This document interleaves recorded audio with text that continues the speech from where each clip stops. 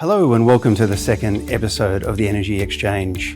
I'm Jarrod Leak, the CEO of A2EP. We created the Energy Exchange as a series of brief conversations with energy leaders to talk about the demand side of the equation within commercial and industrial sectors and a focus on energy productivity and decarbonisation. Today I'm joined by Wei Sue, Head of Decarbonisation and Customer Strategy at AGL.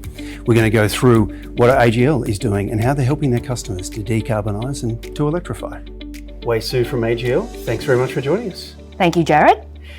You just started here in 2025. Could you tell us a little bit about your role here at AGL? Sure can. So my role at AGL, I started in January this year as Head of Decarbonisation and Customer Strategy.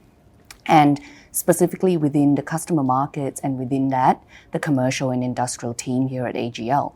So within the commercial and industrial team, my role and therefore my team supports the sales and delivery teams that offer energy contracts, both electricity and gas, to business C&I customers, as well as behind-the-meter energy solutions to C&I customers. Understood. And how does that fit into the overall AGL strategy? So at AGL, our overall enterprise-wide strategy recognises the need to offer customers affordable, reliable and secure energy. So we have made a commitment to phase out entirely of coal-fired generation by the end of FY or financial year 2035 and replace that with firming and storage assets. And we've made significant progress and investments to that to date, and that's all publicly available information that you can see on our annual reports. Alongside this transition in our electricity generation portfolio, we are also committed to supporting our customers in transitioning to a sustainable future.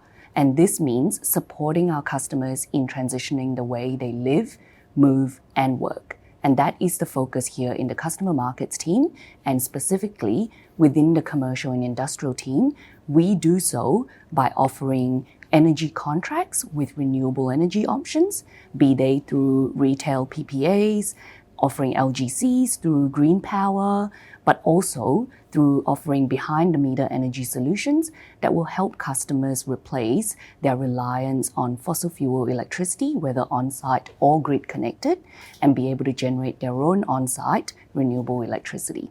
And it's not just electricity as well. There's the biogas offering too. Yes, you are right.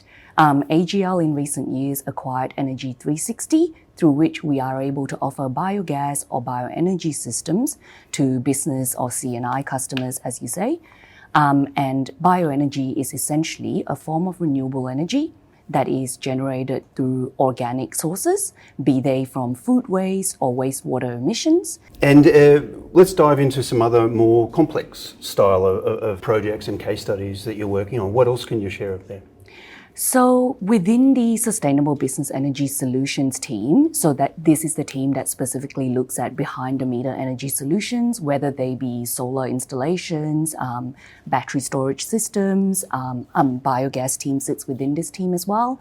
We have also recently started installing EV charging infrastructure for some of our key strategic customers.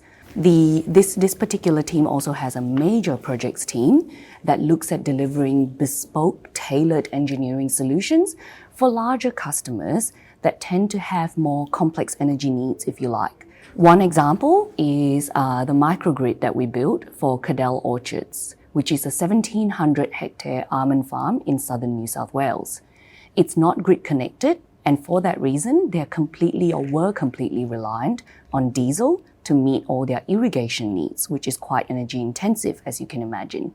Through our major projects team, we supported the orchard in identifying a right set of solution, including undertaking a feasibility study and designed and developed a solution that included a combination of solar panels, battery and storage systems, and we're able to deliver that through a 20-year behind-the-meter renewable energy agreement, thereby being able to support the customer in doing so without incurring any upfront capital cost as well.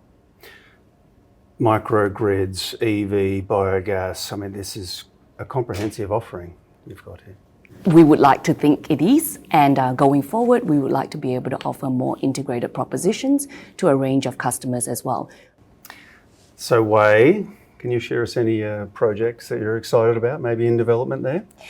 I am particularly excited about a project, a greenfield project, where we're supporting a potentially large energy user that has ambitions to be 100% self-sufficient with renewable electricity. That is, we are undertaking a technical feasibility to support them in achieving their ambitions to be completely self-sufficient and be able to generate 100% renewable electricity on site to meet all of their energy needs. And what I'm particularly excited about is that through this project, we were able to run an expression of interest process to be able to canvass sort of newer, more leading edge technology providers to complement more mature on-site generation technologies like solar, wind, and battery storage, which we know will need more to meet that, last final 5 or 10% in order for this particular customer to be 100% self-sufficient with renewable electricity only. Great. So this is a case of you're not just going to be relying on solar, wind batteries, the standard There might be tech more. that's developed. Stay tuned. There could be more. Yeah. Let's watch that. Excellent. Now, you've been in the game for quite a few years, climate and now in the energy retailing. What could you comment on some trends that have been emerging over the last few years in our space? Yep, certainly. It would be remiss of me not to mention that with mandatory disclosures coming into force here in Australia this year, but also just in general, the momentum that we're seeing in the private sector, there's certainly been a lot more appetite, and that can be in the form of, shareholder pressure, but also commitments that we're seeing international head offices making translate and trickle down to pressure here in Australian operations, where we are seeing a lot more need for C&I customers to identify solutions in order to help them decarbonise. And part of that includes helping them reduce their Scope 2 emissions, whether it's through installing on-site renewable generation assets, or being able to take on sort of retail renewable options. In saying all of that, we are now seeing that interest move towards process electrification, and heat electrification is one of them, but there are also other processes that can be electrified.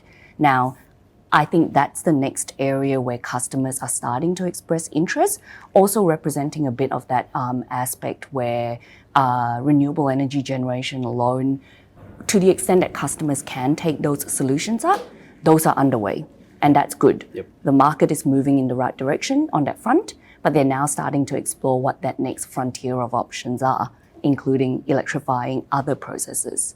And that's where providers like ourselves, but also customers themselves are learning what that looks like, both in the form of what the commercial arrangement looks like, but also what the technological options are. Yeah.